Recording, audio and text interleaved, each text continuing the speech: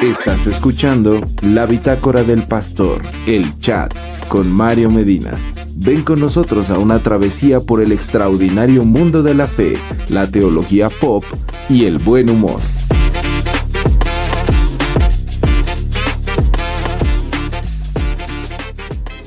¡Hey! ¿Qué tal, queridos Vitalovers, Vitescuchas? Yo soy Mario Medina, bienvenidos a su delicado espacio de Vita Chismecita. Está conmigo mi querido, el auténtico, el único, el inigualable Hugo Almanza. Bienvenido, Hugo, ¿cómo estás? No, perfecto, acá, hace mucho calor, y unos tacos de pastor me pedía. Muy bien, Hugo, bienvenido. Ahora sí se escuchó, ¿verdad? Ahora sí, ya está perfecto. Hugo, bienvenido a este espacio. ¿Qué tal, Mario? Pues nada, bienvenidos a los Vitescuchas que ya nos dijeron primero que a qué hora empezaba, luego que no se escuchaba nada y luego que ya, ¿verdad? Y luego que ¿por qué en viernes? Yo quiero decir una cosa. Ajá. Si hubiera yo cambiado la fecha, me hubieran acabado aquí, me hubieran casi demandado, o sea, yo hubiera sido objeto de destrozo. Jamás. Pero en esta Nunca en la ocasión vida. debo decirles, fue la agenda apretada, compleja, difícil de mi querido Mario y sus responsabilidades pastoriles, las que nos impidieron poder estar con ustedes. Pastoriles, no pastorales, exacto. Finalmente hoy ya estamos aquí con ustedes, con mucho cariño, con mucho respeto, expectantes de este día, Mario, porque hoy se nos ocurrió abordar una cosa terrible, polémica, compleja. Se no nos es cierto, ocurrió, pero me huele a manada. ¿Por qué no mejor le explicas a la gente de qué vamos a hablar que se te ocurrió a ti? Fíjate que por mucho tiempo hemos escuchado este discurso de que conforme iban a pasar los años, de hecho mi investigación de tesis tenía que ver con eso, conforme iban a pasar los años, las juventudes iban a abandonar completamente la religión. Así es. La expectativa era que las iglesias se iban vaciando. De hecho, por ejemplo, oíamos allá por el año 2000 que las iglesias en Europa estaban quedando en ruinas y ya nadie quería ir y ya nadie quería saber nada y que la tradición, que era una basura y que tantas cosas así tan terribles. Uh-huh. Pero resulta que ha estado pasando algo muy interesante y es que en los últimos años las generaciones más jóvenes están regresando a las formas tradicionales del cristianismo. Uh-huh. Y esto está muy, muy interesante y es justo de lo que vamos a hablar el día de hoy. Así es, estamos tomando un artículo que se escribió para Byte Project o Byte Project, que escribió David Riaño, que se titula La rebelión conservadora de la generación Z, retorno al catolicismo. Y en un artículo muy muy bien documentado habla acerca de algunos casos específicos de personas que han entrevistado en diversos medios, de cómo de experiencias traumáticas, de abuso, en búsqueda de sentido, las juventudes en Europa y en Estados Unidos están regresando al catolicismo. Advierten que no es un fenómeno global, pero que sí es de vital importancia, y hablan acerca de los misioneros digitales, sacerdotes, monjas, etcétera, que están pues abordando las redes sociales para hacer reels, TikToks, contenido que permita a los jóvenes acercarse a la fe, ¿no? Y entonces nos explican por qué la generación Z, que va algunos lo definen del 1997 a 2012, y otros lo definen de 2001 a 2012, que es una generación que nació nativamente con la tecnología, ¿no? No vivió como ese intermedio que pues los que somos de antaño, pues sí, ¿verdad? Y pues bueno, nos explican por qué esta generación, la llamada generación Z, está volviendo a las cuestiones tradicionales, muy particularmente del cristianismo, del catolicismo, y qué tendría que aprender el cristianismo evangélico o protestante de esta situación. Y eso es lo que vamos a abordar en esta hora. No sé si quieras decir otra cosa, Hugo. Híjole, es que está bien interesante. Mira, yo crecí probablemente tú también, yo crecí en provincia. Uh-huh. y en un lugar notablemente católico, en el cual ser evangélico era, digámoslo de esta manera, implicaba un costo social y de señalamiento. Entonces, crecí en un ambiente evangélico notablemente anticatólico. Y probablemente muchas personas que estén escuchando, que comparten este espacio con nosotros, se pueden sentir identificados con ello. Entonces, de entrada hay que decir que esa frase con la que acabas de iniciar, ¿qué cosa tenemos que aprender los evangélicos de lo que está pasando con los católicos? Puede sonar así como escandalosa, como chocarrera. Pues como, ni modo, fíjense, como... ya es hora de que crezcan en la fe. Qué difícil, ¿verdad? Ya es hora de que maduren, de que entiendan que el catolicismo no es una religión ajena al cristianismo, sino que es una forma de ser cristiano. Ya, basta de inmadureces. ¿Te sorprendió lo que encontraste en el artículo? No, para nada, no. Yo sí lo he observado, no solamente en cuestiones de redes sociales, o sea, hay muchos jóvenes compartiendo contenido de este tipo y creadores de contenido.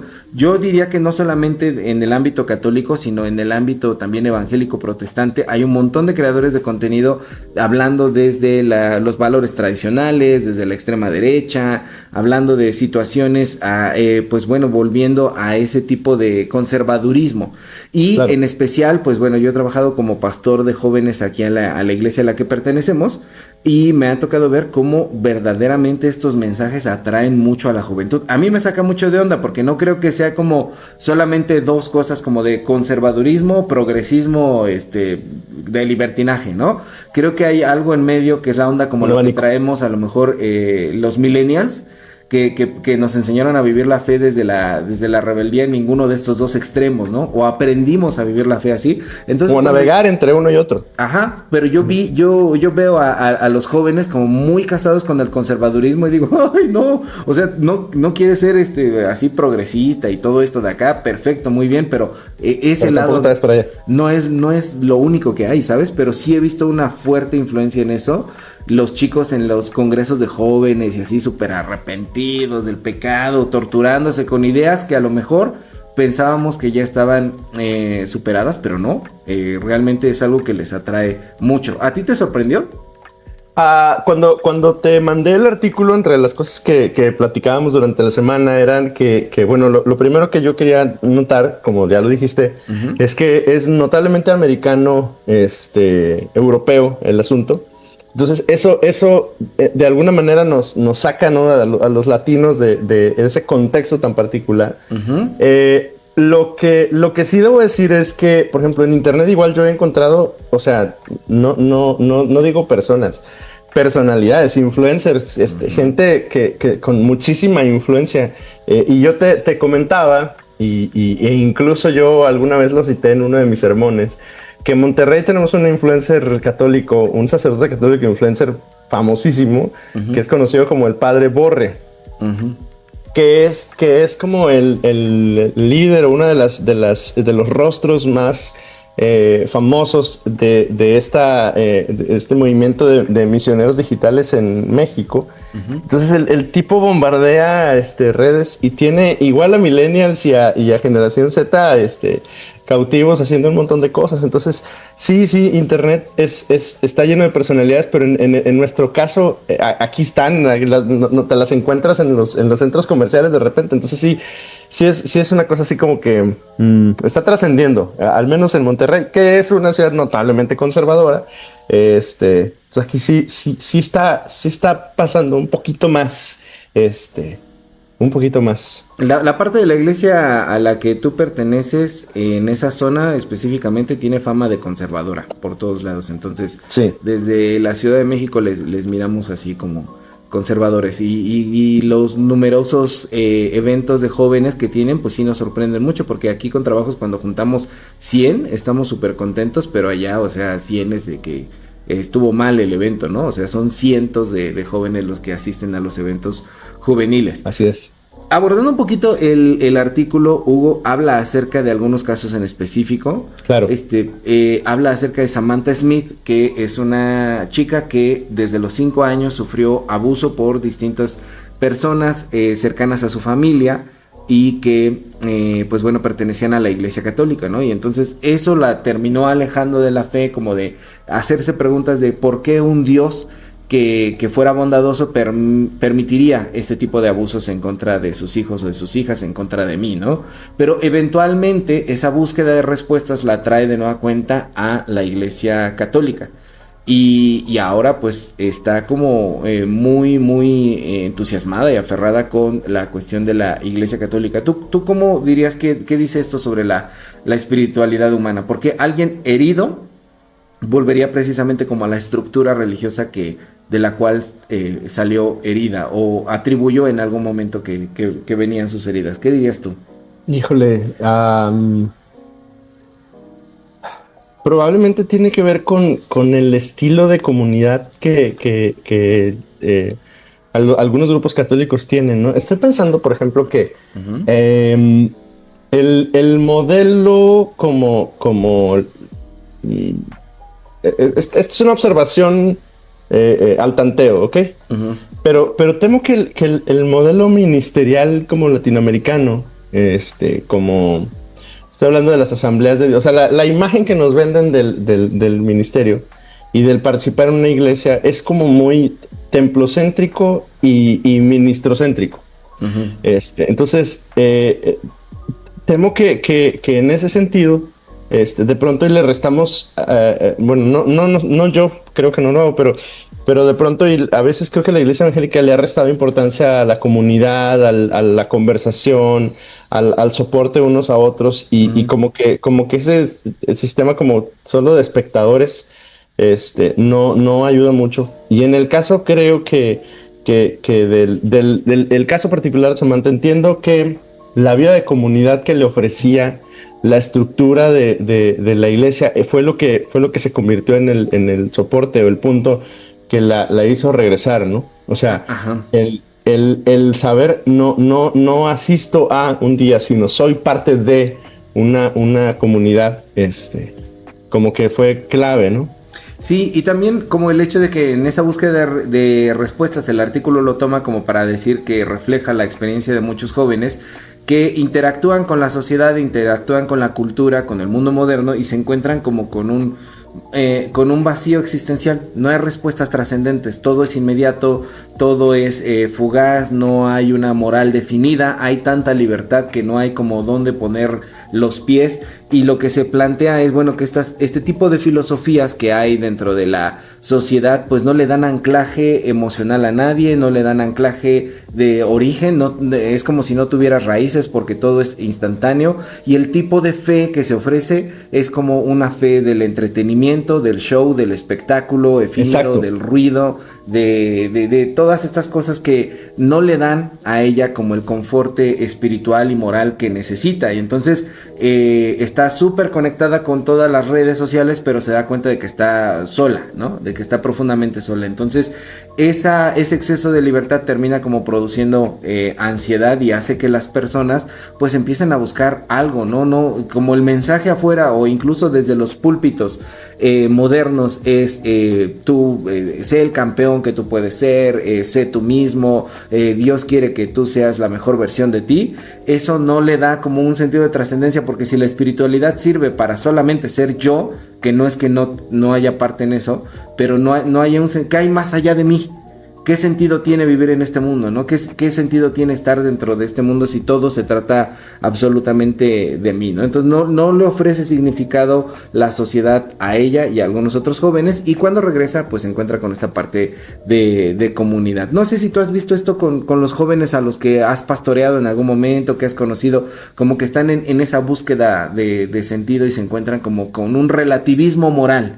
Todo se vale, todo se puede, todo es dependiendo de lo que tú quieras hacer, ya no hay absolutos, que esto es algo que los sociólogos también marcan, ¿no? Después de la Segunda Guerra Mundial viene hacia ese tipo de pensamiento a nivel mundial, como que ya no importa la familia, ya no importa el gobierno, ya no importa la religión, ya no importan las instituciones, y la verdad es la que nosotros construimos a partir de nosotros mismos en nuestros propios criterios, y eso termina derivando en muchos tipos de movimientos sociales que llevan esa premisa como al extremo. ¿Tú has visto esto en los jóvenes que pastoreas, Hugo? Híjole, sí, y es muy frustrante porque, ¿cómo pudiera decirlo? Observo a una generación decepcionada. Ujú, decepcionada de todo. O sea, como que han seguido las reglas que les hemos dicho, ujú. eh, más o menos. Sí. y, y han seguido la ruta que se supone que deben de seguir Ujú, y han sido parte de la iglesia toda su vida y sin embargo sigue o se acrecienta ese vacío, esa ansiedad, notan que lo que hacen es superficial y no alimenta, fortalece algo profundo. Hay un desagrado generalizado a las cosas como religiosas porque la manera en la que han aprendido que se viven pues no satisface como que su corazón, su necesidad.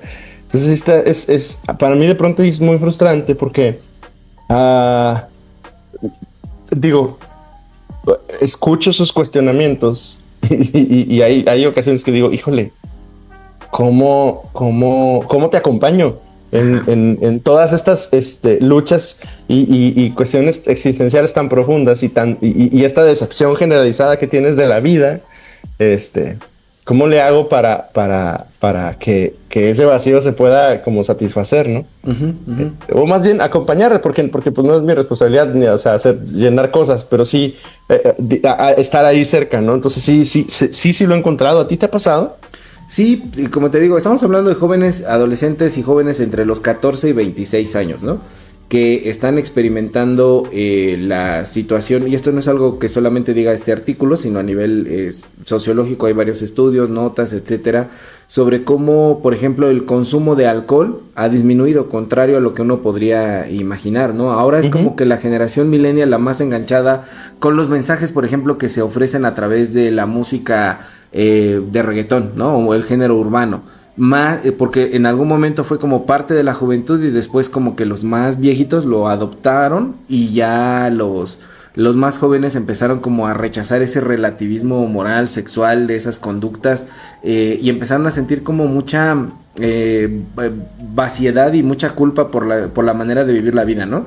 De repente como que toda esta es una cuestión como de los excesos, ¿no? En algún momento ya hablábamos aquí en este espacio sobre que las generaciones tienden a hacer eso, ¿no? Cuando se van mucho a este lado, la siguiente generación va a ser contracultural y va a estar en contra de la generación pasada, precisamente yéndose en este péndulo, ¿no? Hacia el otro lado. Entonces, si todo está hipersexualizado, si todo está lleno, son chicos que han vivido conectados todo el tiempo a la red y han vivido todo el tiempo experiencias sexuales desde los 13 años, desde muy chiquitos, pues eso empieza a hacerles un sentido de que hay algo más, de que no puede ser todo, ¿no? Ya fui a todas las fiestas que podía ir, ya estuve con todas las personas que podía estar en la intimidad o no, pero esto no me hace sentido, ¿no? No me está diciendo que, y sí veo eso presente dentro de las iglesias y en general de la sociedad. Hay incluso mucho humor al respecto de entre esos chicos de decir, bueno, quiero tener una familia católica tradicional panista, ¿no?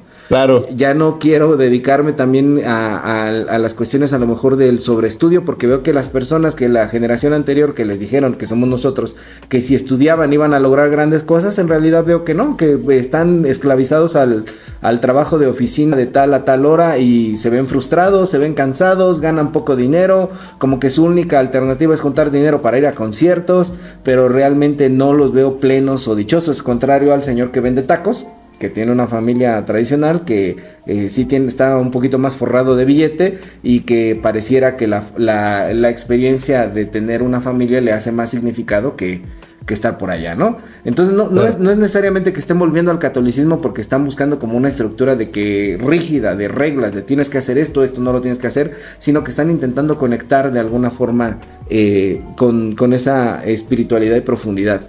Ahí, Hugo, una pregunta, tú que eres pastor de iglesia metodista relevante. Las iglesias relevantes son estas que Iglesia sexy. Iglesia sexy. Exactamente, que ofrecen esta experiencia que es relevante culturalmente. Entonces entras y hay un escenario con luces, un poco muy moderno, ¿no? O hay una experiencia desde que te reciben, cómo te dan la bienvenida, muchas personas diciéndote que vales mucho, etcétera. Puede haber una cafetería, puede haber todo este proceso de hacer iglesia es muy distinto cuando vas a ese tipo de reuniones, ¿no? Pero lo que está diciendo el artículo, que aunque no es un fenómeno global, no podemos decir que en todo el mundo esté pasando esto, sí está habiendo estos cambios en un sector importante de la población por su edad y en regiones importantes en donde se pensaba que pues todo era la tendencia a salirse de la iglesia, a lo secular.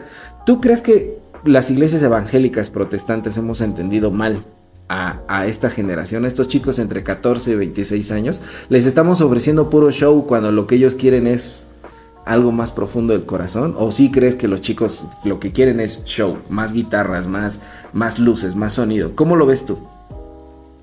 Híjole, es una gran pregunta. Porque todo este show que ocurre a menudo es porque lo hicimos por ellos. No. Quienes lo hacemos somos los millennials. Uh-huh.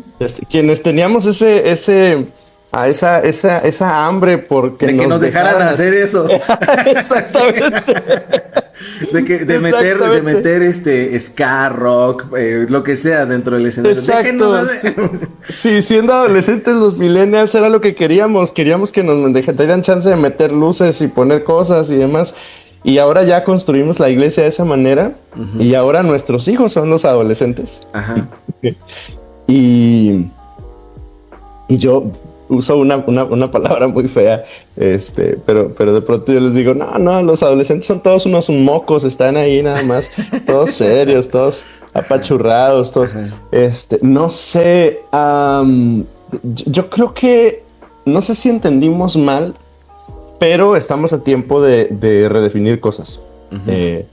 O sea, estamos a tiempo... ¿Pero tú los ves conectados cuando pasa todo ese show, todo ese espectáculo? ¿Los ves así como entusiasmados con eso? ¿Cómo decirlo? Yo lo que he visto es a los que están muy metidos en la religión, que sí, que cierran sus ojitos y lo disfrutan, pero los otros están así como de... ¡Qué oso! Extrañados. Sí. Fíjate que, pero también yo he notado que depende del ambiente, depende del momento, depende de con quién están haciendo iglesia. Ajá. Es la conexión que logran desarrollar. Uh-huh. O sea, por ejemplo, un domingo cualquiera, 11 de la mañana, recién levantado, lo levantaron y se lo llevaron a fuerza a la iglesia y demás. Pues sí, claro, tiene cara de moco ahí, no quiere estar. Pero también al mismo adolescente lo he visto en un, por ejemplo, en un campamento, uh-huh, en un ambiente diferente, con el mismo ruido, con el mismo argüende, con las mismas luces prendidas, rodeado de gente diferente, a menudo los suyos, y sí los veo conectados, sí los veo genuinamente buscando pero por Dios. La parte de comunidad, ¿no? Pero creo que la comunidad es importante. O sea, uh-huh, la experiencia pues de devoción, de lo que tú dices, de que cierran los ojitos y levantan la manita y como que disfrutan el asunto, sí los veo de acuerdo al ambiente en el que estén, sí los he visto como conectar, pero creo que la clave es la comunidad. Uh-huh. Y también yo he observado que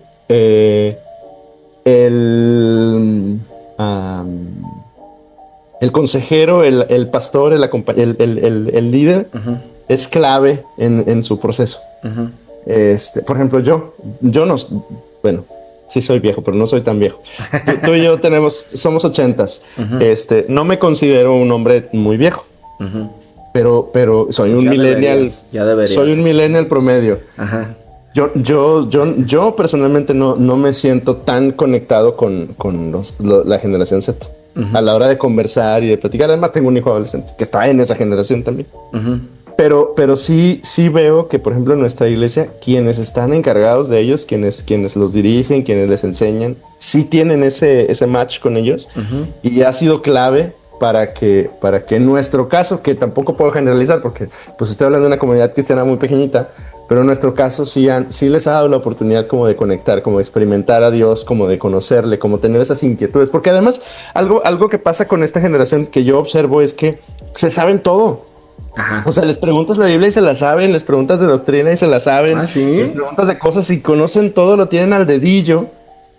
Y sin embargo, seguimos, bueno, mi esposa y yo seguimos teniendo esa impresión de que, bueno, si se sabe todo, si responde todo, ¿por qué no parece como que de verdad está disfrutando y conociendo a Dios como yo, que no sabía nada de eso cuando tenía su edad, pero yo estaba conociendo y disfrutando a Dios de una forma muy diferente y mucho más evidente, ¿no? Entonces también eso es muy contrastante, ¿no? Está raro, yo sí me sabía la Biblia a esa edad, o sea, cuando estábamos en el cielo, Diosito nos la enseñó así personalmente. Sí, No. Dice aquí Martín Larios, dice, en Jurica, falta de agua, ¿en serio?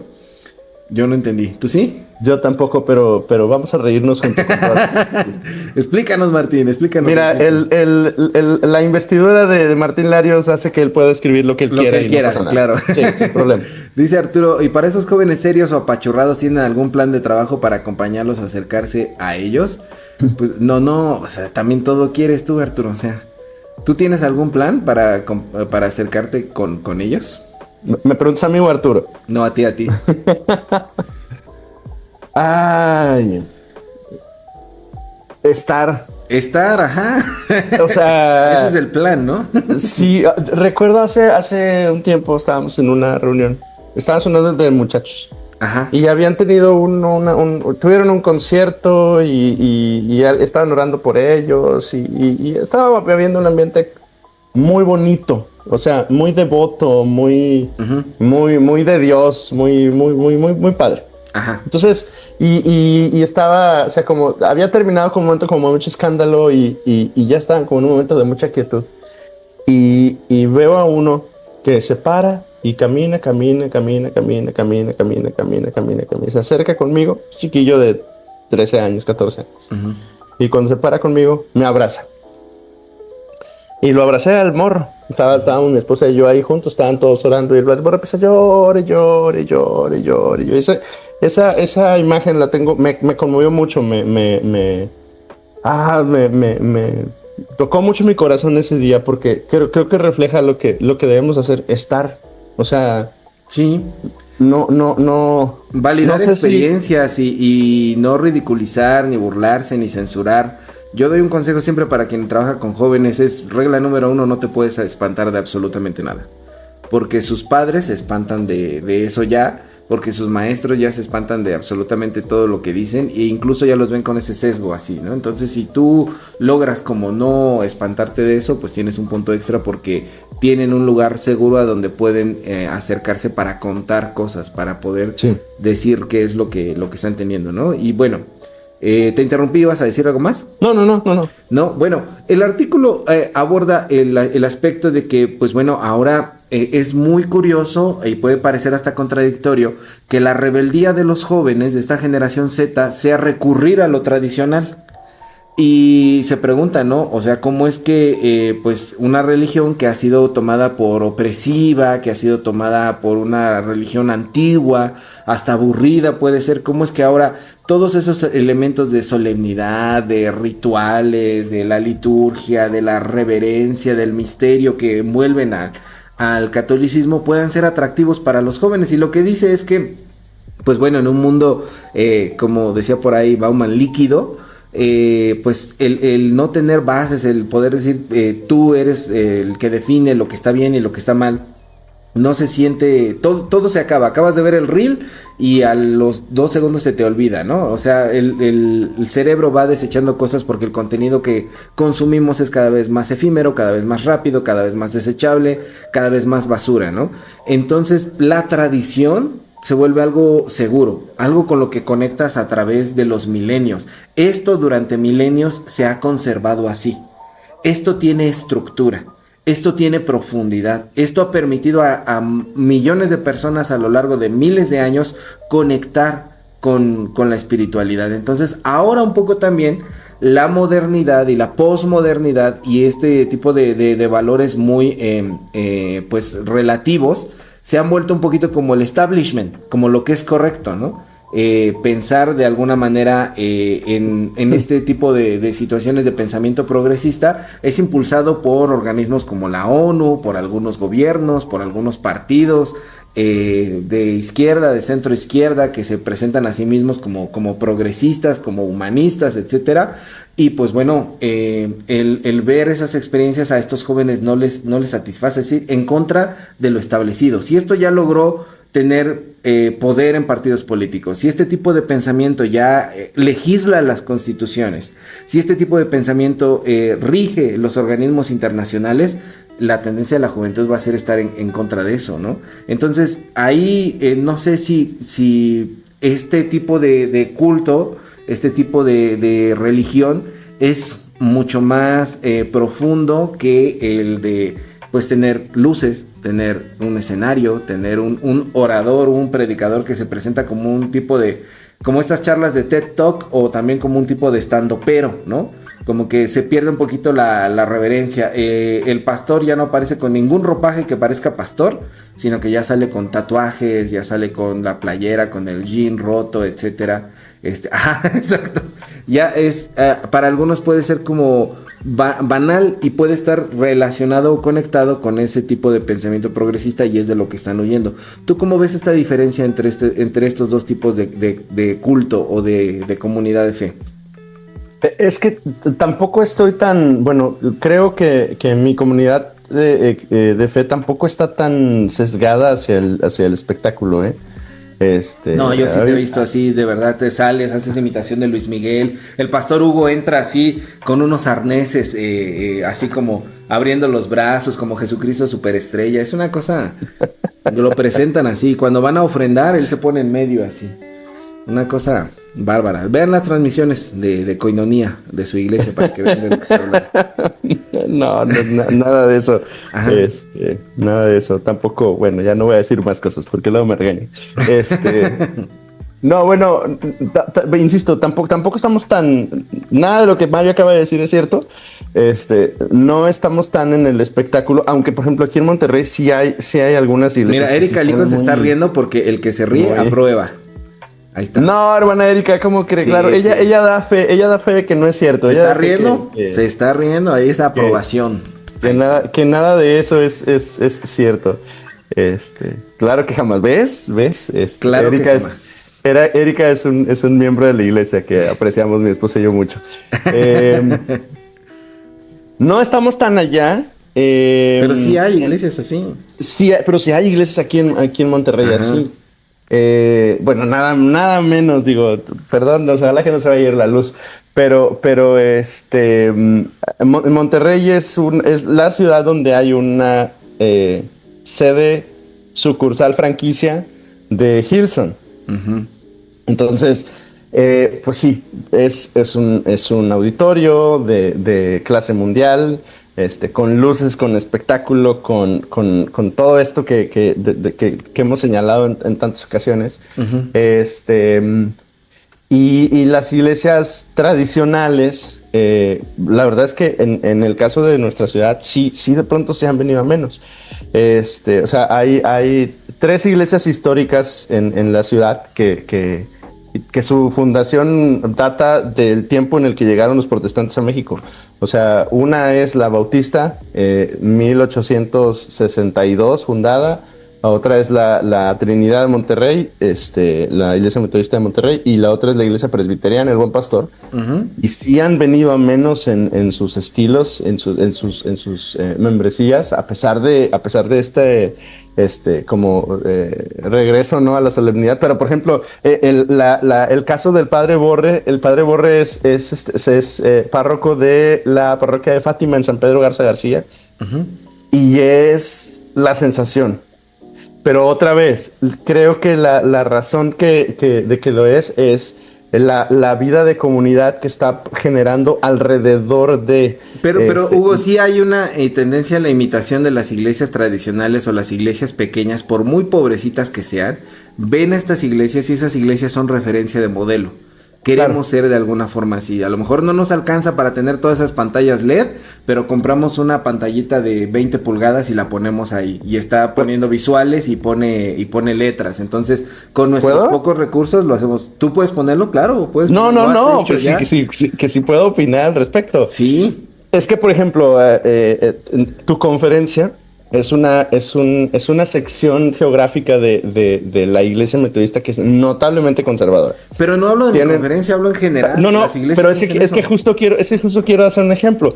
O sea, es el ícono de la tradición, y sin embargo en la siguiente semana están a punto de iniciar una congregación a 3 cuadras de Más Vida Ciudad de México con ese estilo. Estoy opinando de ese tema, Con ese estilo, o sea, vaya, lo que estoy... Fue Hugo Almanza el que está opinando. Sí, lo digo con todo el conocimiento. Antes de que iniciáramos la transmisión le dije, no vayas a ganarte enemistades con ese tema. ¿Cómo por qué? Y va las 4, mete las 4, ahí está. Lo que quiero decir es, o sea, esa exploración de lo tradicional y lo contemporáneo, creo que entre nosotros...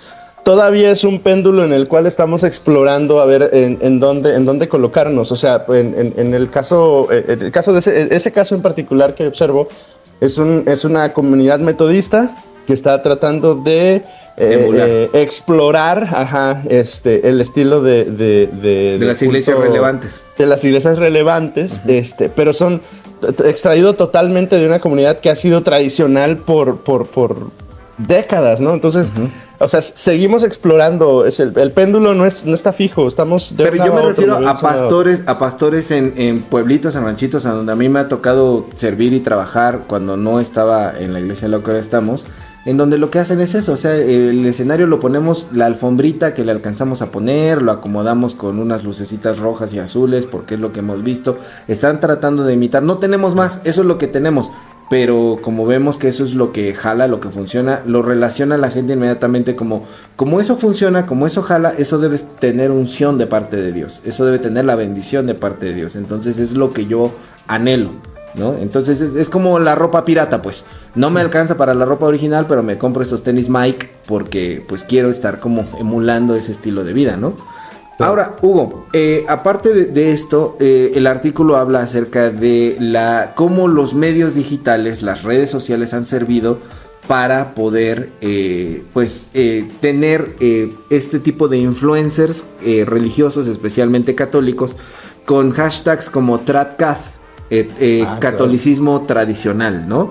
Y menciona el caso específico ahí de una monja, la hermana Albertine de Baker, francesa, que ella pues tiene millones de reproducciones, etcétera, y que pues utiliza los medios de ahora como Instagram o TikTok o YouTube para poder hablar como directamente de temas que los chicos están necesitando. Dice que hace oraciones por los jóvenes cuando están por salir a la escuela, para sus calificaciones. Dice que hace también referencias de un tema de discusión moral. Bueno, aquí desde el punto de vista católico yo te voy a decir qué es lo que los católicos pensamos, que enfrenta ese tipo de temas sin ningún tapujo. Yo recuerdo el caso del ahora extinto canal del cura español S.M. Dani, que fue de los pioneros. S.M. Dani era el cura youtuber que fue muy famoso entre los streamers españoles como Ibai y esta gente que ahora hace este evento de la velada del año, que eran streamers tanto en YouTube como en Twitch, que transmitían jugando videojuegos, que son famosos a nivel mundial, millones de reproducciones tienen un evento que es la velada del año, donde ponen que ya lo han copiado por todos lados, pero streamers famosos a pelearse en peleas de box durante 7 horas dura el stream, ¿no? Y tienen millones de reproducciones y cientos de miles de personas viéndolo en vivo. Bueno, ellos adoptaron mucho a SM Dani, que hablaba de él también era rapero, analizaba letras, analizaba videos de personas que se decían como influencers ateos o agnósticos o etcétera, y hablaba muy de frente de esos temas. Entonces fue algo así como de wow, está hablando de temas contemporáneos sin sermonear y abiertamente reconociendo los errores de la iglesia. Finalmente el hate y el bullying, el ciberbullying, terminó por apagar ese canal, y él dijo que necesitaba un tiempo de descanso. La verdad yo le admiraba mucho, pero no sé tú qué puedes decir sobre esta situación de las redes. Au, Aparte de lo que ya dijiste del cura este. No. Lo que pasa es que cuando no existían las redes sociales, los evangélicos fuimos pioneros en llenar los medios que existían del evangelio, de una versión del evangelio que yo creo que terminó, no sé si la palabra es cansando, o haciendo evidente que no era nuestro terreno. O sea, estoy hablando de que en 70s y 80s había grandes personalidades evangélicas que estaban llenando los canales de televisión.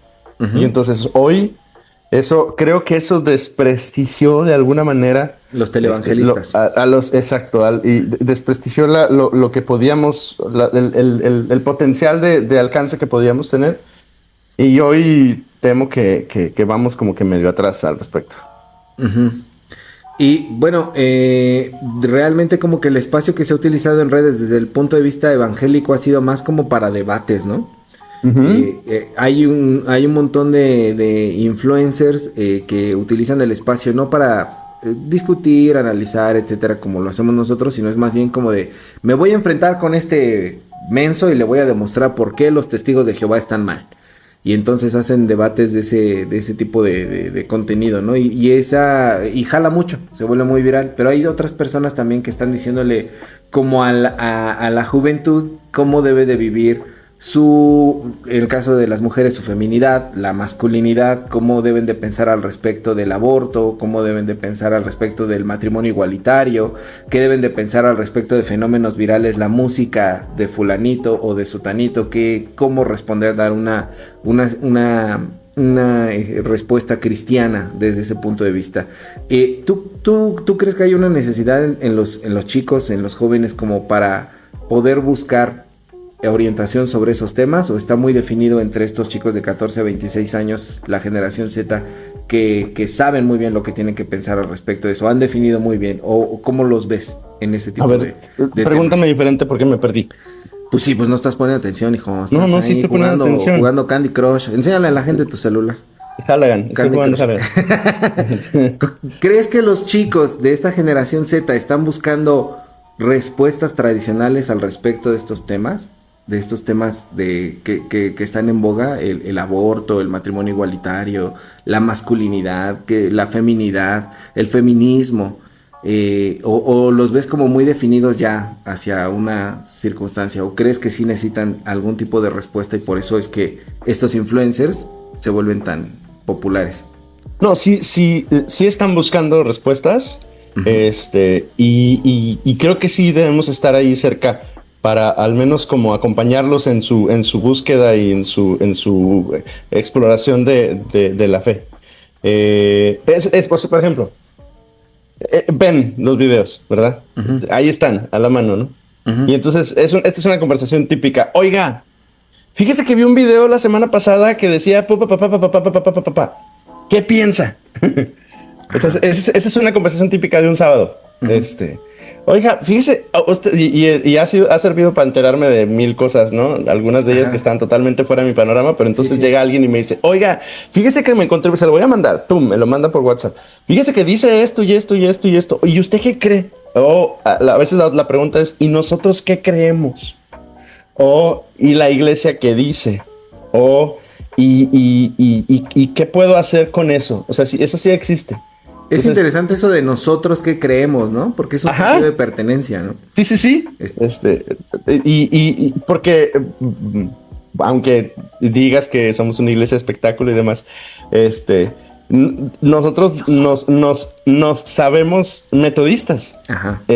Y yo trato de, en la medida que la gente de la iglesia lo permite, sí enseñar y sí instruir y sí aclarar nuestras como particularidades doctrinales y de procedimiento y etcétera con la iglesia, que quede muy claro, ¿no? Entonces, sí existe esta impresión, bueno, nosotros somos metodistas, ¿qué creemos? O a veces pasa que hay alguien que todavía no entiende muy bien cómo funciona la denominación y entonces llegan, tienen poco en la iglesia y pasas y dicen, bueno, y aquí en nuestra iglesia, ¿cómo vemos eso? ¿Cómo reaccionamos a esto? ¿No? Entonces yo creo que la clave entonces es, uno, medio saber qué está pasando, para poder darle respuesta, porque ellos, en el caso nuestro, ellos sí vienen y nos preguntan, ¿qué onda con esto? ¿A ti te parece bien que estén buscando preguntas tradicionales o medio te espanta o crees que está bien o deberían de ser más progresistas los chicos? ¿Tú qué crees? Creo que es la responsabilidad de los ministros dar respuestas balanceadas. Esa no fue la pregunta, fue que si a ti te preocupa. La pregunta fue, a mí en lo particular, me parece muy padre que estén buscando raíces, pero sí me preocupa mucho que como este contenido es muy viral y es muy abundante, lo abrazan de una manera porque es lo que les está dando sentido. Creo que nosotros no estamos ofreciendo algo que les permita como abrazar esa identidad y un tipo de respuesta alternativa. Que la vida no tiene por qué ser blanco y negro y no significa que en ese sentido que seas tibio, sino que a veces la versión del evangelio o del cristianismo que reciben es demasiado ultra conservador, ¿no? Y esa no es la única perspectiva que hay, esa no es la única respuesta posible, y de repente hay como una funa masiva, así como de que muchos de nosotros, porque este contenido es viral, creemos así. Si tú llegas a creer algo un poquito diferente, como que no estás dentro del verdadero cristianismo, lo que tú estás creyendo, eso no es, ¿no? Entonces creo que vivimos en un mundo que está muy segmentado entre sí, no, blanco y negro, izquierda, derecha, libertarianos, progresistas, bla, bla, bla. Hay como una tendencia a reafirmar las divisiones en vez de encontrar como caminos alternativos. Entonces el refugio de encontrar respuestas que puedan ser seguras a veces se convierte en que se deja de lado el pensamiento crítico, que no se entiende que en algunos momentos podemos ir más hacia este lado o hacia aquello, no a conveniencia, sino de acuerdo a la situación. A un criterio que has desarrollado. Sí, claro. Sí. No sé si me preocupa, no sé si debo decir que me preocupa. Ajá. No me preocupa que estén buscando ese tipo de contenidos, me preocupa lo que acabas de decir, que no desarrollen un pensamiento crítico, pero eso es en general, no nada más de los muchachos, en general de la comunidad cristiana. Eso sí me preocupa. O sea, que busquen, claro, o sea, el contenido está ahí disponible, ya no estamos en el momento en el que prohibimos esto no se puede, y esto no lo puedes leer, y esto no lo puedes buscar, y esto por favor aléjate. No, como Josué Irión. Ni quemar, o sea, ya pasaron esos años en los que quemábamos las tortugas ninjas y los Thundercats, y etcétera, ¿no? Uh-huh. O sea, ya no podemos hacer eso, pero sí es responsabilidad enseñar y animar y dirigir para que tengan pensamiento crítico, eso sí. Y eso sí me preocupa mucho. Ajá. Me preocupa mucho en la iglesia, me preocupa mucho en los jóvenes, me preocupa mucho en los estudiantes que se están formando para el ministerio, que no exista ese pensamiento crítico. Eso sí me asusta, porque eso refleja de alguna manera una falta de criterio y por Dios, somos quienes nos está tocando dirigir la iglesia que va a trascender a la siguiente generación. Necesitamos tener criterio, ¿no? Y en ese sentido, Hugo, ¿cómo ves que deberíamos aprender nosotros como evangélicos o protestantes de este fenómeno del que plantea este artículo, de que los chicos están volviendo hacia el catolicismo? ¿Qué podríamos emular? ¿Qué no deberíamos emular? ¿Qué es una autocrítica que podríamos hacer al respecto de nuestras propias congregaciones? ¿Tú cómo lo ves? Híjole. Yo considero que los pastores... no te pregunté eso, Hugo. No te pregunté eso. De veras, tú deberías ser como secretario de comunicaciones del gobierno. Así. Demagogo, sí. Porque yo puedo decir, o sea, yo pienso que sí hay que habitar los espacios digitales, sí o sí. Esto es importantísimo. O sea, aún dentro de la iglesia a la que nosotros pertenecemos, sé que hay mucha gente que puede estar haciendo cosas, pero por ejemplo este espacio sigue siendo innovador y no debería de ser así. Debería de ser como algo habitual, común, cotidiano, e incluso como por ejemplo la iglesia católica tiene sus misioneros digitales. Uh-huh. Tiene el departamento de misioneros digitales, ¿no? Como vamos a hablar en el lenguaje cultural que se está hablando, y esta monja, este padre están como destinados específicamente a hacer trabajo digital. es todo un departamento que es al respecto de eso, ¿no? Y en nuestras iglesias no lo tenemos. O sea, puede haber que haya la gente de medios que se dedica a subir posteos o reels de lo que ocurre en la vida de comunidad, pero claro, no alguien que se dedique a comunicar a través de estos medios para analizar la fe, compartir la doctrina, acompañar espiritualmente, ¿no? Y el problema es que como no hacemos presencia ahí, entonces se puede asumir o se puede leer o se puede llegar a la conclusión de que no somos teológicamente profundos, de que no nos interesa los diálogos importantes, de que estas conversaciones difíciles que necesitamos tener sobre la vida, sobre la familia, sobre el aborto, sobre las relaciones, sobre los nuevos modelos familiares, parece que no nos interesa, y entonces, o a lo mejor no nos interesa. Y eso es todavía peor, porque entonces eso describe una iglesia que ya perdió relevancia en la sociedad, y eso sería la peor de las radiografías, ¿no? Entonces sí. Yo creo que sí, la presencia digital de alguna manera refleja el interés o el desinterés que la iglesia tenemos, y eso puede ser peligroso. Por el otro lado, yo creo que es una insistencia que yo tengo normalmente, es que la espiritualidad se lleva en comunidad. Entonces no podemos perder de vista eso. O sea, la experiencia con Dios depende de la comunidad. Genuina, auténtica, la relación, la amistad, los vínculos que se producen unos con otros, es estar sentados al lado en círculos mirándonos unos a otros. Entonces, en el momento en el que perdemos eso y nos vamos al espectáculo, estamos pisando terrenos difíciles. Igual que en el momento en el que perdemos la vida de comunidad y estamos solo expectantes de una liturgia que deja de tener relevancia para nosotros. Sí. Igual, es lo mismo. O sea, yo creo que el misterio, lo sagrado que otorgan el culto católico, no es solo eso, sino es agregar la vida de comunidad que suple, que alimenta, que fortalece al individuo y que le da sentido, ¿no? Entonces ya van dos: habitar los espacios digitales, poder ofrecer una vida de comunidad fuerte.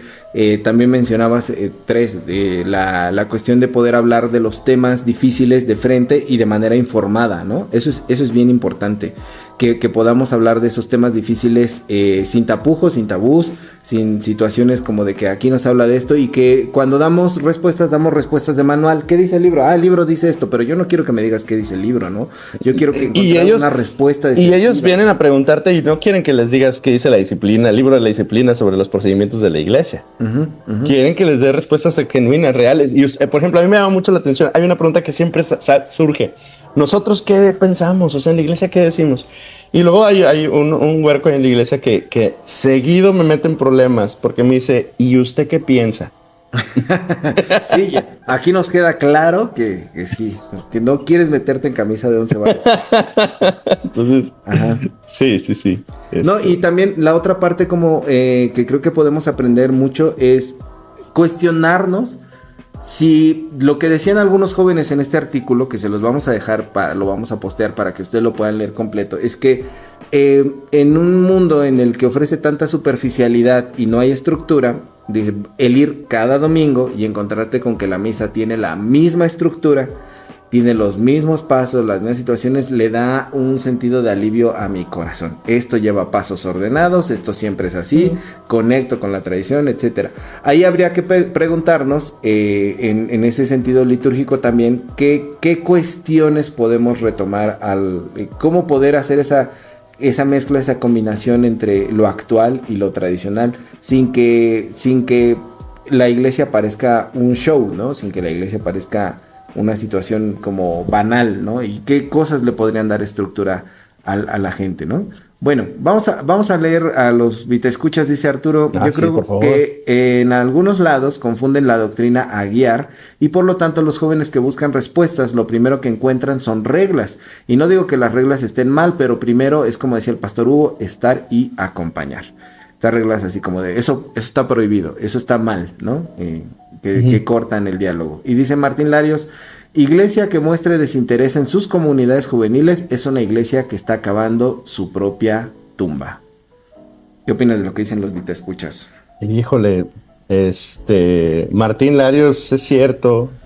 No nada más las comunidades juveniles, en general nuestras siguientes generaciones, porque tenemos a los jóvenes, que son nuestros adolescentes jóvenes ahorita, pero también tenemos una comunidad de niños que nos están oyendo todo lo que decimos y que necesitamos también estar ahí con ellos. E invertir en ellos y fortalecerlos, ¿no? Sí. La generación alfa, ¿no? Y todo eso que es también difícil. Pero bueno, el artículo cierra con una pregunta que sí me gustaría que pudiéramos platicar, Hugo, porque al final entiendo que esta página es de corte evangélico, y entonces dice, pues bueno, no se trata de que molemos las misas, etcétera, y también hay que recordar que no da igual, dice el artículo, que vayan a la misa católica a que asistan a una iglesia protestante o evangélica. Entonces, da igual el catolicismo que el protestantismo, como una oferta para estos jóvenes, da igual hacia dónde vayan. ¿O te parece que hay alguna diferencia por la cual tú digas, no, sí, que vengan con nosotros? ¿O te parece como válida la búsqueda de los chicos hacia donde encuentres sentido? ¿Tú qué dirías?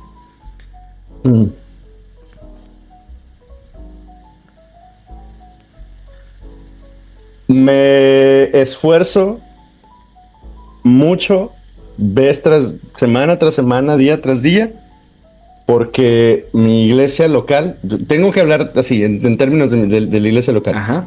Que mi iglesia local sea un lugar donde quien llegue pueda conocer, pueda encontrar a Dios, pueda ser expuesto a la escritura. A la burla, ¿no es cierto? Y pueda vivir en comunidad para que su vida sea transformada. Yo no sé si eso, se cumple en una iglesia católica mexicana el día de hoy.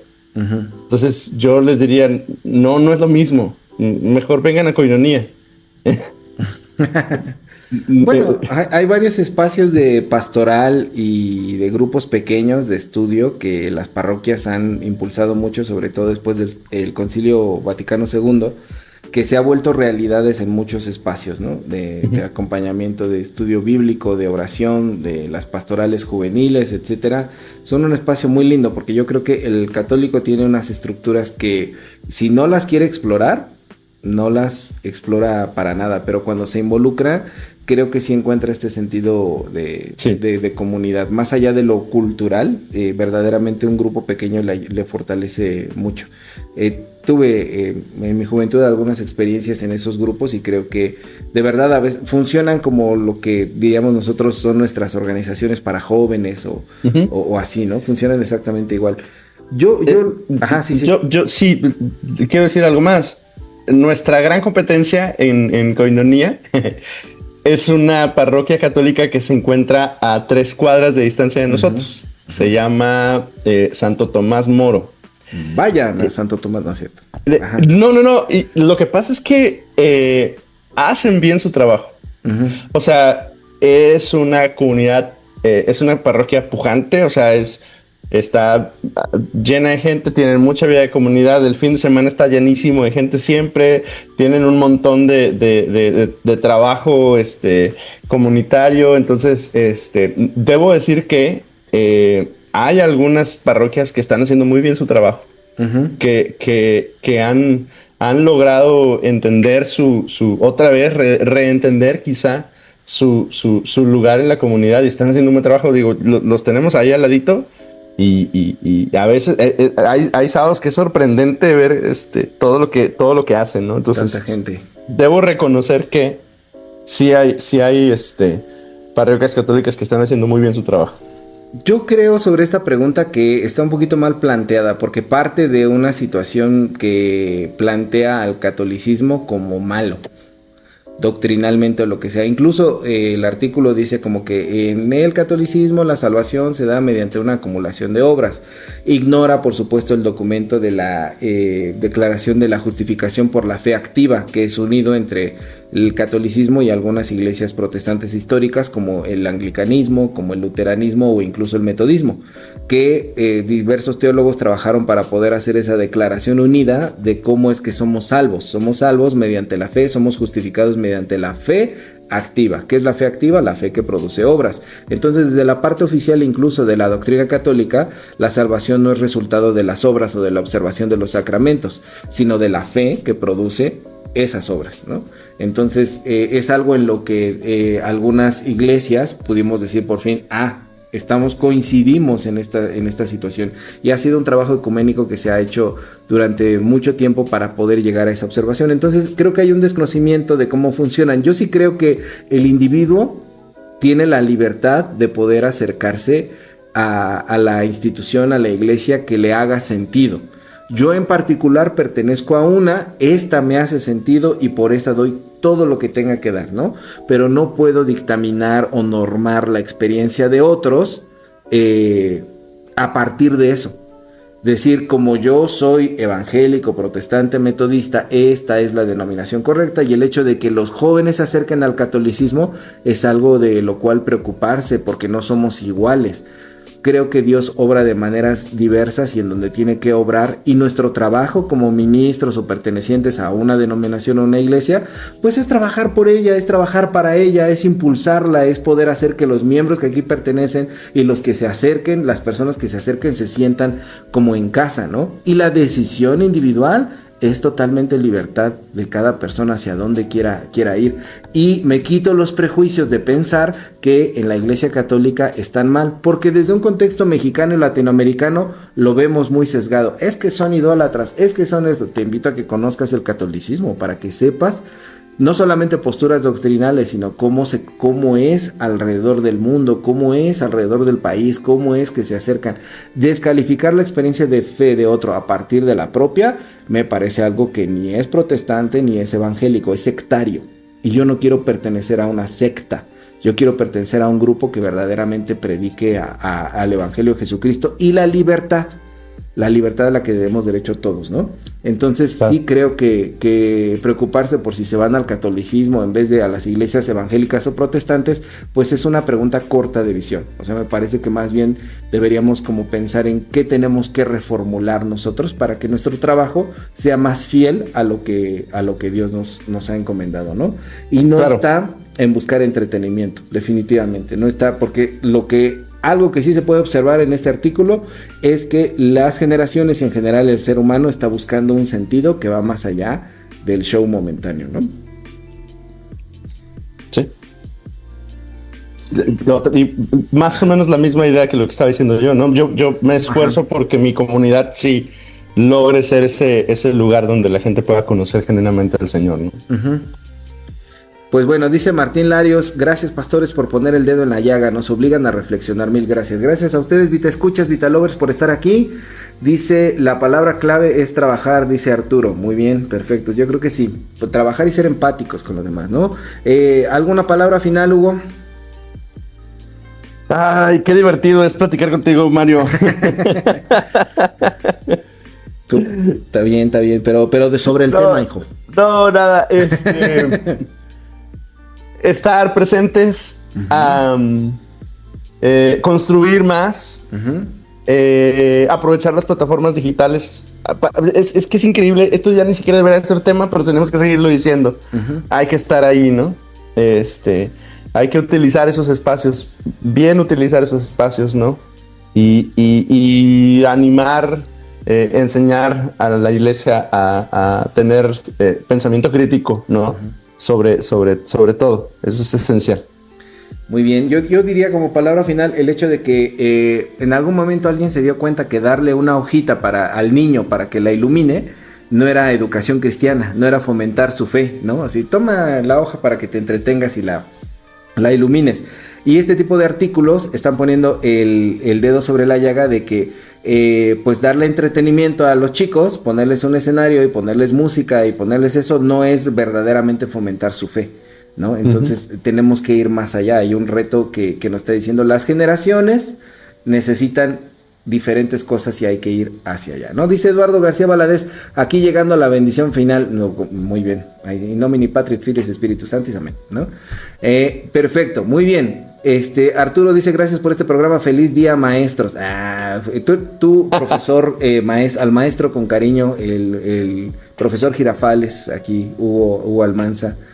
¿Cómo que ya acabó? ¿No se pueden quedar toda mi jornada laboral? No podemos. No. Tenemos cosas que hacer. Tenemos que hacer el arroz y los frijolitos para la comida ahorita. Así es, perfecto, muy bien. Hugo, muchísimas gracias. Despídete de la gente, por favor. Saludos, gente, los queremos. Nos vemos la siguiente semana con la ayuda de Dios. La siguiente semana, además, es una semana importante para la iglesia porque nuestra denominación está celebrando su cumbre cuadrienal.